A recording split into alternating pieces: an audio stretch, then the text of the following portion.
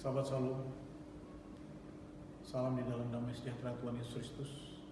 Selama kita bertemu kembali di dalam kebenaran Injil, ajaran Injil sepenuh dari Tuhan Yesus Kristus di dalam ibadah sahabat kita di hari ini. Meskipun lewat video, namun hati saya sangat bersyukur bisa hadir kembali di hadapan saudara dan saudari sekalian. Di masa wabah corona masih berlangsung, pada hari ini firman Tuhan Yesus akan melawat rumah saudara dan saudari sekalian. Namun sebelum firman Tuhan disampaikan, saya rindu kita mengangkat satu pujian masuk di dalam doa firman, Ku Yakin.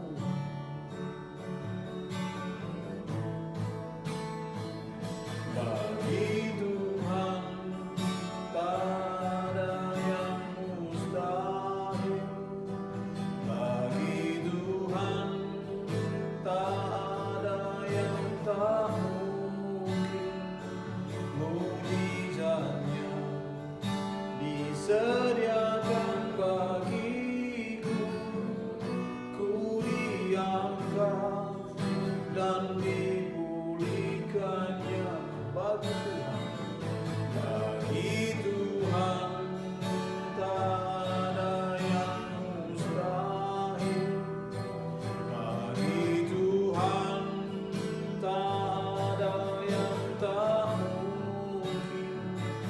Mujizatnya disediakan bagiku, ku diangkat dan dipulihkannya.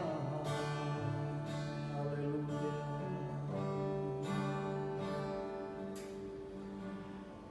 Bapa di dalam kerajaan surga, Tuhan Yesus Kristus, di hari ini kami bersyukur jikalau kami masih boleh beribadah di rumah masing-masing, merayakan Sabat-Mu.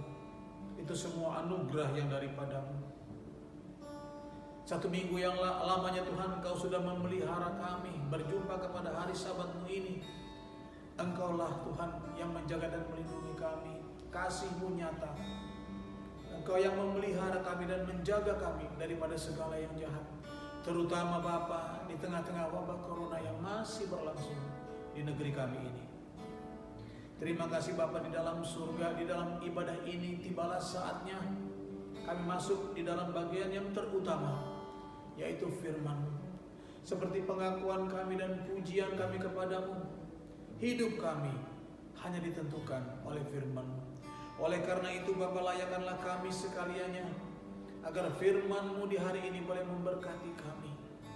Jamahlah hamba-Mu yang menyampaikan firman-Mu, jamahlah kami sekalian yang mendengarkannya. Biarlah sementara firman-Mu kami baca, perkataan-Mu disampaikan, kuasa-Mu sungguh-sungguh bekerja mendatangkan kebaikan, damai sejahtera, sukacita, kelegaan, kesembuhan, kesenangan, kemenangan, pembaruan dari surga. Sehingga Bapa di dalam surga, di hari ini kami diberkati oleh firman-Mu. Terima kasih Bapa, kami sudah siap untuk mendengarkan firman-Mu. Biarlah hanya di dalam damai sejahtera-Mu oleh pimpinan Roh-Mu yang kudus, kami dengar-dengaran kepada firman-Mu. Kepadamu kami bersyukur, kepadamu kami berdoa. Terima kasih Tuhan Yesus Kristus. Haleluya. Amin. Firman Tuhan Yesus pada hari ini terambil dari kitab Lukas pasal yang keempat. Lukas pasal yang keempat, yaitu ayatnya yang ke-25 sampai yang ke-27. Lukas 4 ayat 25 sampai 27. Demikianlah firman Tuhan Yesus.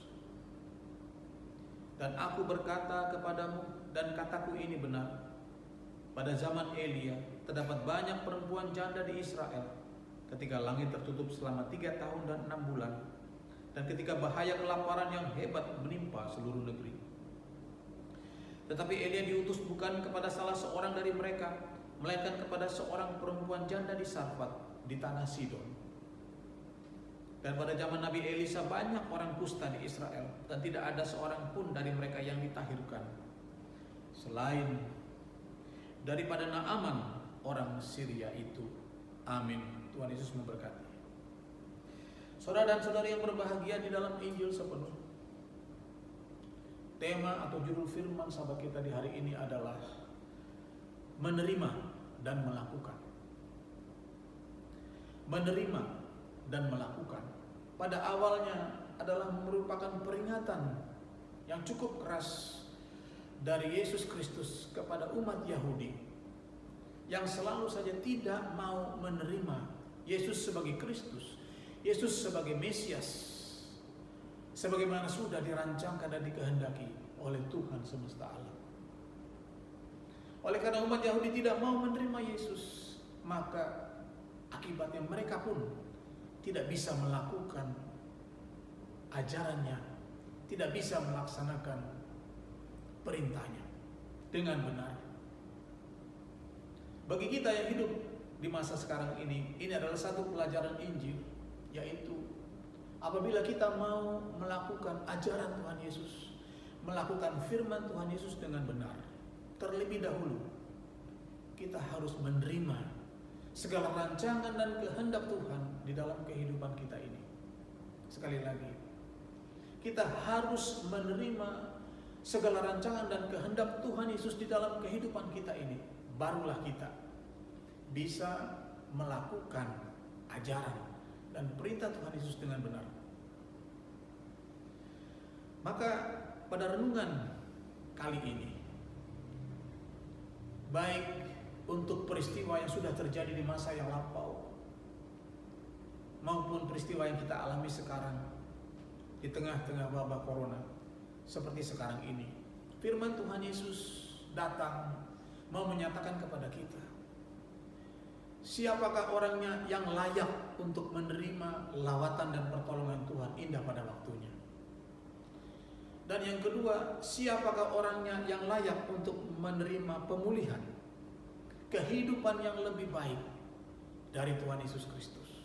Jawabannya yaitu mereka yang menerima dan melakukan. Menerima dan melakukan.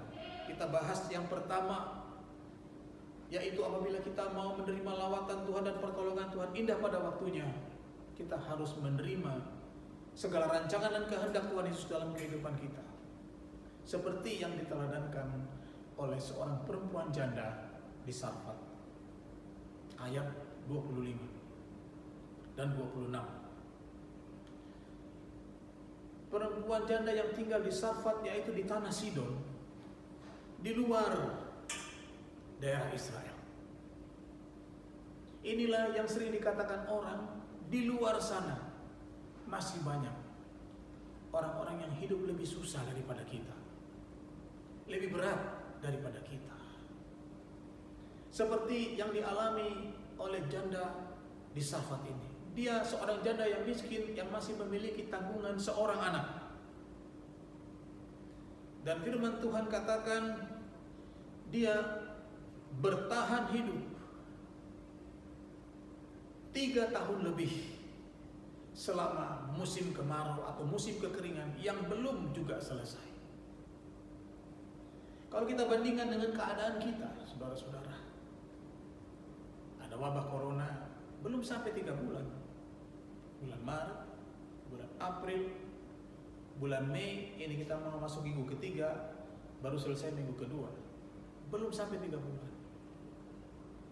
Maka saudara-saudaraku, sulit bagi kita untuk membayangkan bagaimana seorang janda yang miskin dengan tanggungan seorang anak di musim kering selama 3 tahun lebih bisa bertahan hidup. Saudara-saudaraku, rahasianya adalah karena ia menerima apa yang menjadi rancangan dan kehendak Tuhan di dalam kehidupannya. Tahukah saudara-saudaraku, Alkitab mencatat tidak pernah satu kali pun perempuan ini, saudara-saudaraku, mengeluh, apalagi sampai menuduh Tuhan yang tidak-tidak, yang bukan-bukan. Seumpama Tuhan itu tidak adil terhadap hidupnya yang sangat susah dan sangat miskin. Tidak pernah, saudara-saudara. Itulah sebabnya pada hari itu Nabi Elia yang bersembunyi di tepi sungai Kerit sedang mengalami kehabisan perbekalan. Sungai Kerit yang menjadi andalannya sudah tidak lagi mengalirkan air setetes pun juga. Demikian juga dengan burung-burung gagak tidak lagi mengirim dia makanan. Maka pada hari itu Tuhan berfirman kepadanya agar dia pergi dan melawan janda yang ada di Sarfat itu. Sementara di hari yang sama, janda yang miskin beserta anaknya itu sedang bersiap-siap untuk menikmati hidangan terakhir, persediaan terakhir yang ada di rumahnya. Segenggam tepung di dalam tempayan dan sedikit minyak di dalam buli-buli. Namun ketika Nabi Elia datang, perempuan janda ini menerima kehadiran Nabi Elia dengan tulus dan ikhlas. Inilah satu kebiasaan adat istiadat yang baik di masa yang lalu, di mana dikatakan apabila ada seorang pengembara, apabila ada seorang asing yang mau menumpang, hendaklah diberikan tumpangan. Ini dilakukan dengan hati yang tulus oleh perempuan janda ini. Sehingga pada saat Elia haus, ia melayani dengan baik, memberi Elia minum. Demikian juga pada saat Elia yang sudah kelaparan meminta makan, dia melayani Nabi Elia dengan tulus, seperti melayani Tuhan. Persediaan makanan yang tinggal sedikit, saudara-saudaraku, akan menjadi lebih sedikit lagi, karena yang seharusnya dibagi untuk 2 orang sekarang harus dibagi 3 orang. Belum lagi Nabi Elia yang begitu lapar sehingga dia meminta, tolong buatkan buat aku dulu. Minta diberi makan lebih dulu. Perempuan ini melayani dengan tulus. Dan sekalipun dia tidak menghujat Nabi Elia sebagai orang yang tidak tahu diri, menumpang, minta makan dulu, tidak. Tetapi dia berbuat apa yang diminta oleh Nabi Elia. Dan apa yang terjadi, saudara-saudaraku, setelah mereka selesai makan, lawatan Tuhan datang kepada perempuan janda di Sarfat ini. Persediaan makanan, tepung yang sudah tinggal, saudara-saudaraku, bekas-bekas yang melekat di tempayan itu, karena sudah dipakai untuk mereka makan bertiga. Hanya seperti butiran-butiran pasir, sedikit pasir saja mungkin. Dan juga minyak yang ada di buli-buli yang hanya tinggal paling 1-2 tetes itu, karena hanya sisa minyak yang masih menempel di botol saja. Itu, saudara-saudara, firman Tuhan katakan tidak habis. Dan dari sisa-sisa tepung yang ada di dalam tempayan dan tetesan-tetesan minyak yang ada di buli-buli itu, mereka bertiga dipelihara. Nabi Elia, janda itu, dan anaknya, selama musim kekeringan terjadi. Sampai musim kekeringan selesai, sebab Nabi Elia harus pergi kepada Raja Ahab untuk memberitakan musim hujan sudah mau datang. Saudara-saudaraku, Tuhan Yesus berfirman, ada banyak janda di Israel, tetapi lawatan Tuhan datang kepada janda di Sarfat. Apa rahasianya? karena dia menerima. Bukan semata-mata dia menerima abdi Allah, dia menerima Nabi Elia di hari terakhir. Tetapi masa-masa selama 3 tahun lebih yang berat itu, dia menerima apa yang dirancangkan Tuhan dan kehendak Tuhan terhadap kehidupannya. Bagaimana dengan kita, saudara-saudaraku?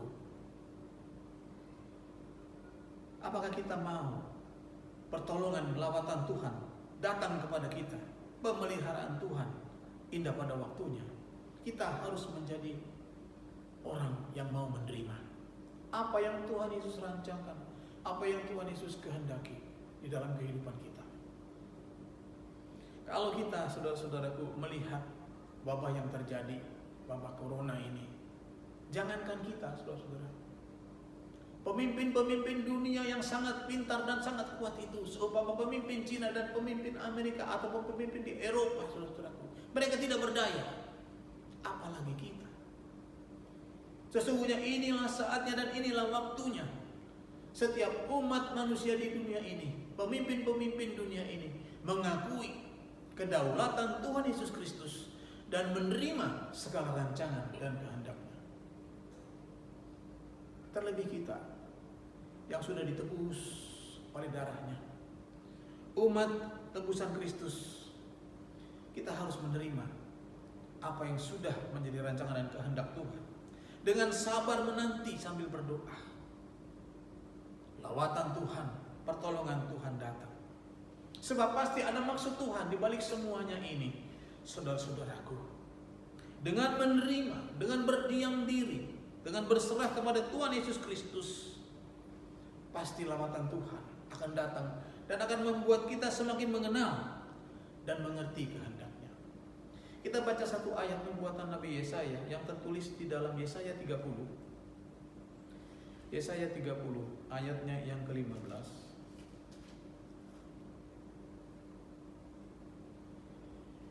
Yesaya 30 ayatnya yang ke-15, demikianlah firman Tuhan. Sebab beginilah firman Tuhan Allah yang Maha Kudus, Allah Israel. Dengan bertobat dan tinggal diam, kamu akan diselamatkan.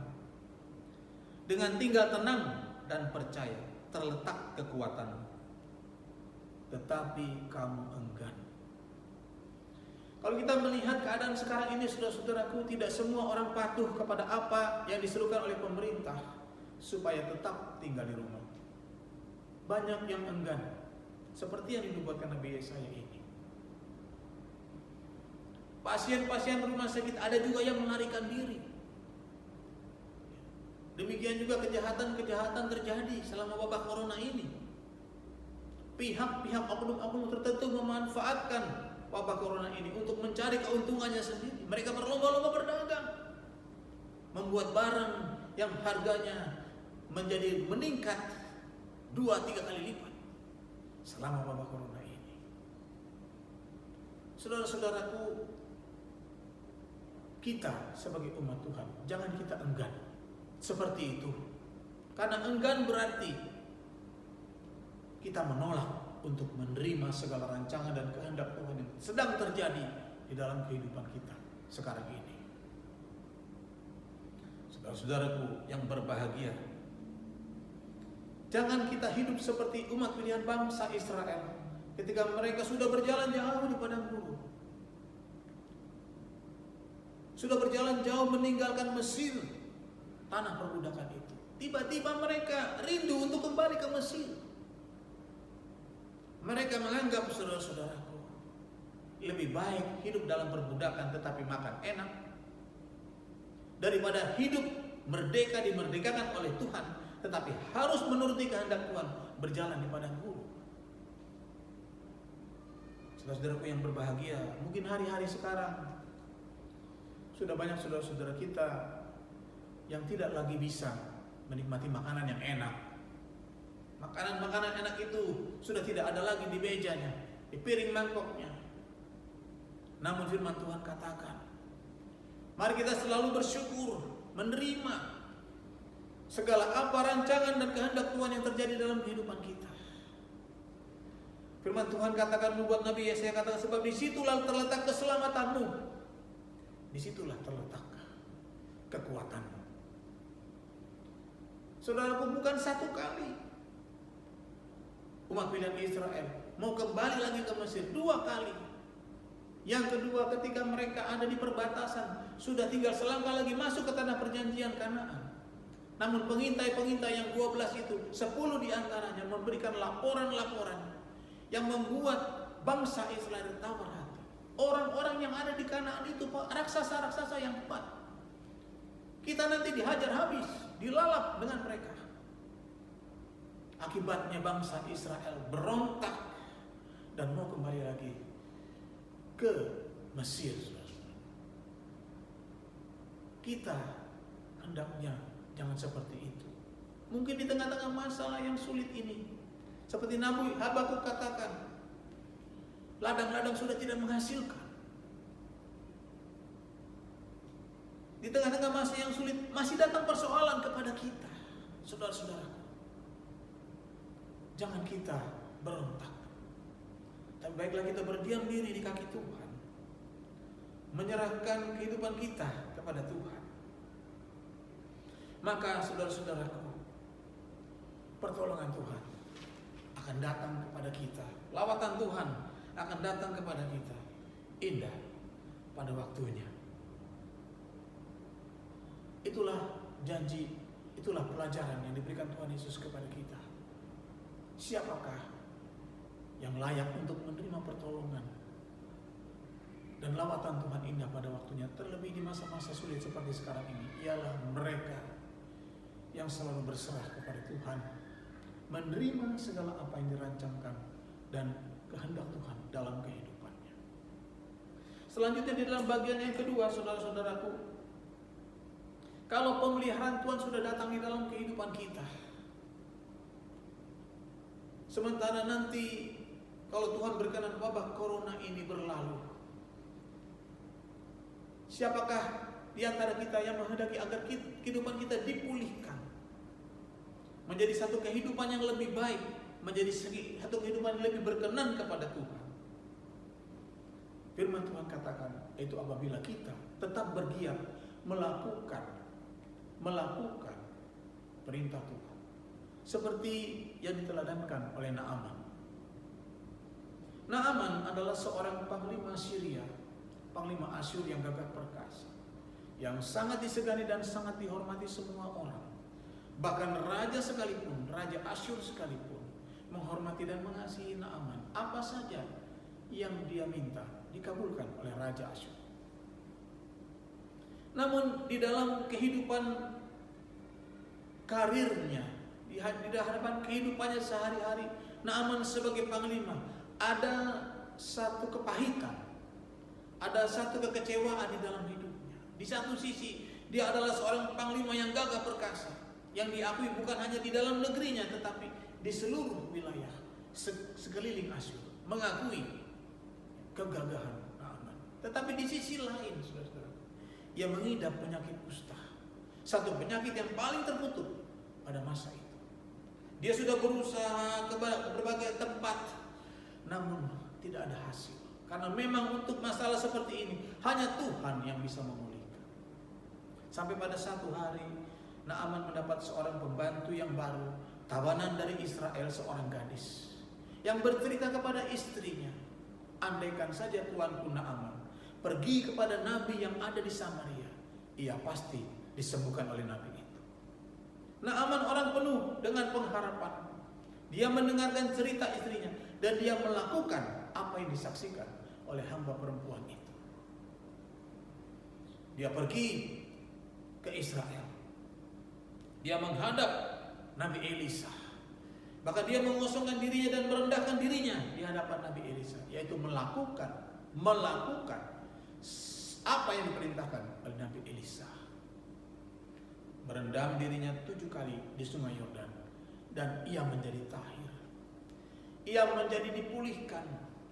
Hidupnya dipulihkan menjadi kehidupan yang lebih baik, menjadi seorang panglima sejati. Saudara-saudaraku, bagaimana dengan kita? Apakah di dalam kehidupan kita sekarang ini kita tetap bergiat melakukan apa yang diperintahkan oleh Tuhan Yesus Kristus di dalam kehidupan kita. Saudara-saudaraku, apakah kita sudah melakukan ajaran-ajaran Tuhan Yesus dengan benar?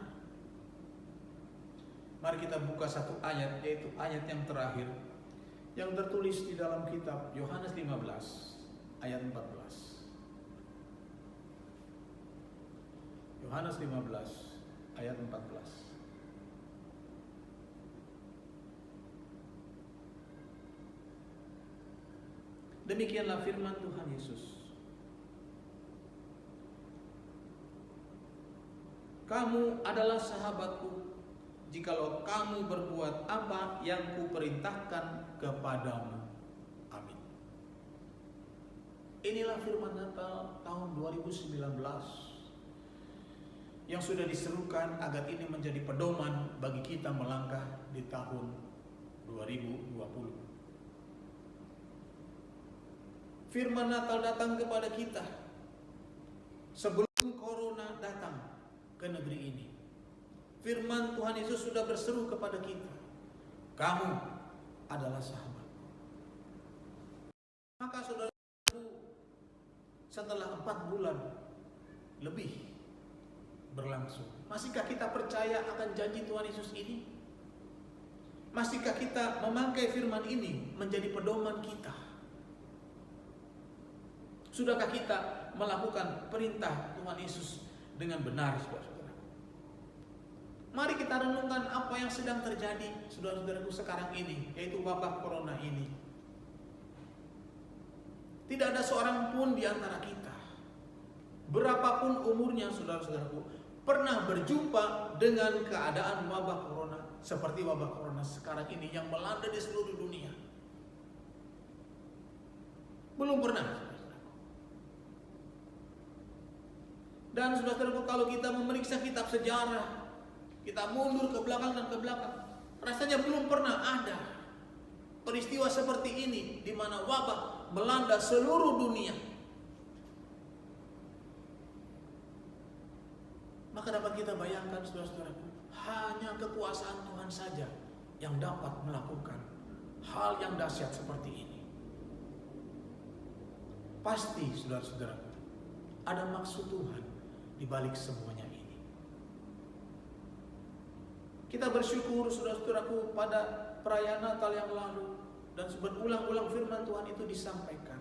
Melalui ajaran Injil sepenuh kita mengetahui bahwa Tuhan Yesus menghendaki agar kita berbuat kasih. Kita berbuat kasih yang utuh, kasih yang benar, kasih setia dan kasih karunia kepada Tuhan dan kepada sesama. Saudara-saudaraku, apa yang sesungguhnya menjadi kehendak Tuhan lewat wabah corona ini ketika kita diperintahkan untuk melakukan kasih dengan benar? Baru tadi pagi, saudara-saudaraku, saya mendapatkan ajaran yang dari Roh Kudus mengatakan,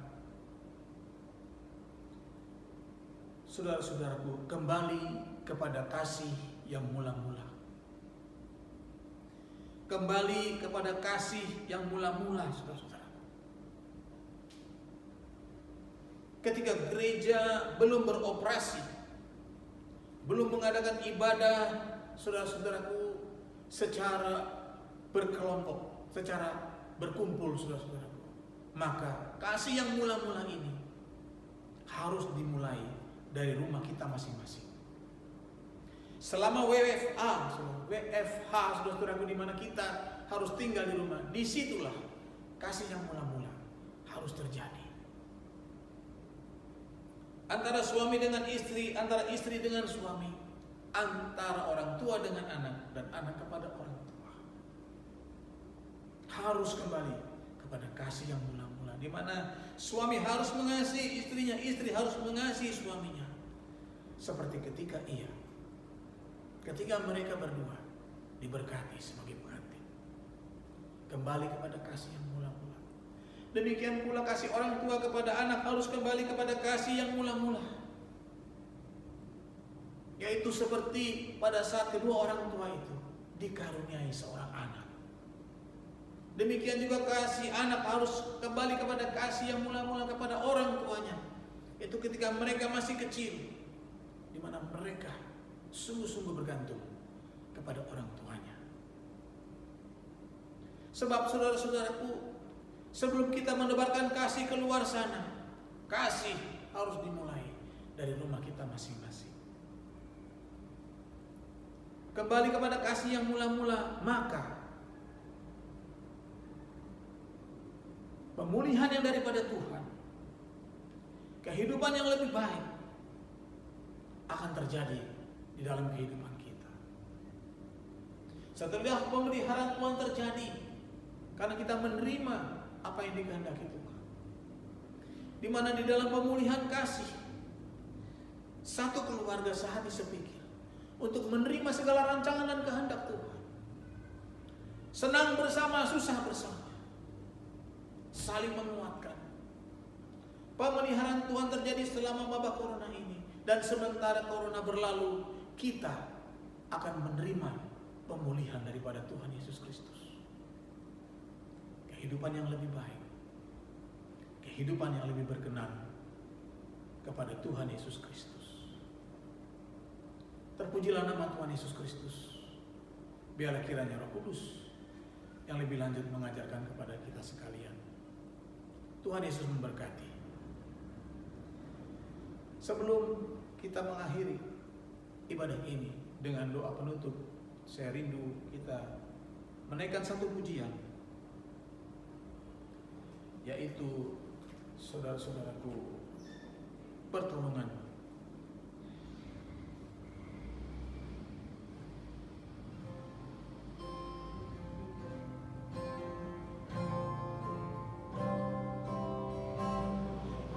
Hatiku tenang berada dekatmu, Kaulah jawaban hidupku. Hatiku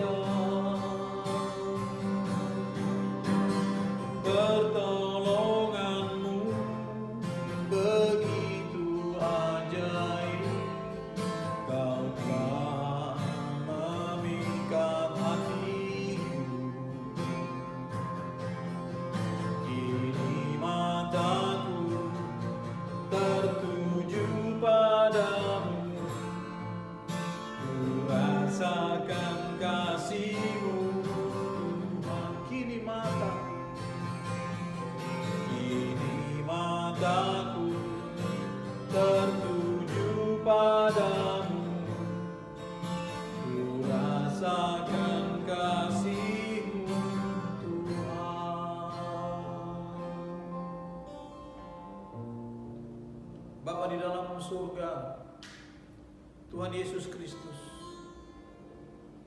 kami bersyukur Tuhan untuk lawatan-Mu di dalam kehidupan kami di hari ini lewat firman-Mu. Engkau mengajar-ajari kami agar kami tunduk kepada kedaulatan-Mu, menerima segala apa yang Kau rancangkan dan Kau kehendaki di dalam kehidupan kami. Karena pertolongan hanya datang daripada-Mu, agar kami Tuhan boleh mendapatkan pertolongan dan lawatan-Mu indah pada waktunya, serta terpelihara selama wabah ini terjadi. Bapa di dalam surga, Engkau tidak mendatangkan pencobaan atas hidup kami, melainkan iblislah yang mencobai umat manusia, supaya umat manusia berontak, supaya umat manusia enggan, supaya umat manusia tidak mau menerima rancangan dan kehendak-Mu di dalam kehidupan ini.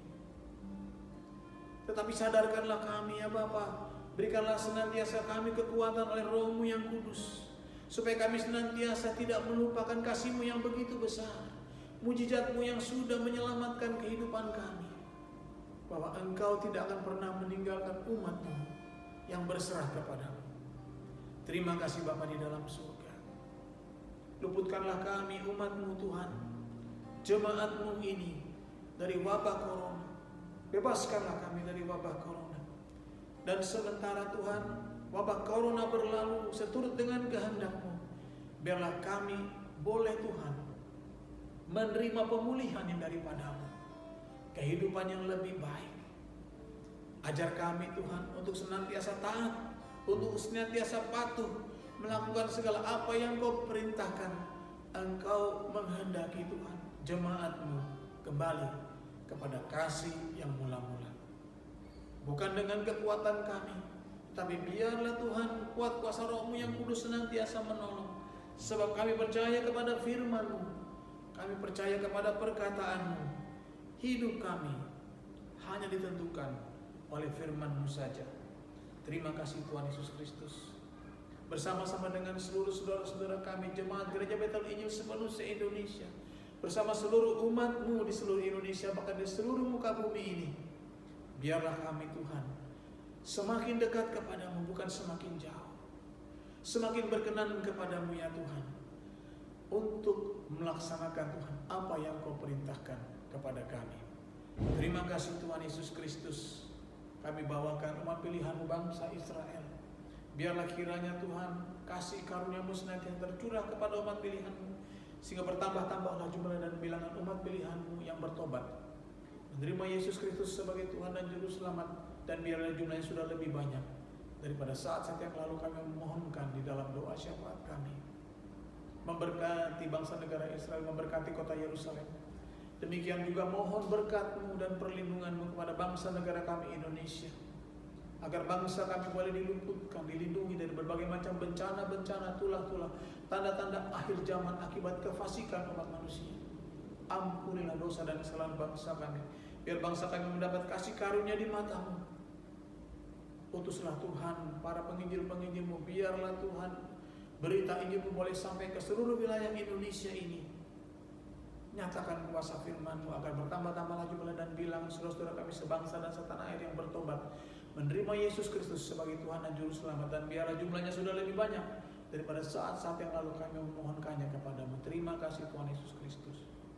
Lawatlah pemerintahan kami dari yang tertinggi sampai yang terendah, dari pusat sampai daerah, agar mereka boleh mengerti apa yang Kau kehendaki. Kau menghendaki persaudaraan yang rukun agar bangsa ini boleh diberkati. Oleh karena itu terangilah hati dan pikiran pemimpin-pemimpin bangsa kami Tuhan dengan hikmat yang daripada-Mu. Biarlah Tuhan selama wabah corona ini Tuhan Kau menjamah dan melembutkan hati mereka, agar ada belas kasihan, ada kasih persaudaraan di dalam hati mereka, sehingga selepas wabah ini mereka boleh menjalankan Tuhan pemerintahan yang berkerukunan, agar bangsa ini boleh memperoleh berkat yang daripada-Mu. Terpujilah nama-Mu dari sekarang sampai selama-lamanya. Inilah Tuhan ibadah kami, pelayanan kami, pujian kami kepadamu. Biarlah hanya oleh pertolongan Roh-Mu yang kudus boleh naik dan sampai ke hadapan hadirat-Mu yang maha tinggi. dan berkenan kepadamu. Kepadamu kami menyembah, kepadamu bersyukur. Engkau saksi yang setia dan benar. Di dalam namamu yang ajaib, di dalam nama Tuhan Yesus Kristus. Haleluya. Saudara dan saudari yang berbahagia, sekarang terimalah berkat dari Allah Bapa, kasih karunia dari Tuhan Yesus Kristus, serta penyertaan dari Roh Kudus yang menyertai kehidupan kita. Mulai hari ini sampai Maranatha Tuhan Yesus datang kali kedua, bahkan sampai selama-lamanya di dalam kerajaannya. Haleluya. Amin. Tuhan memberkati.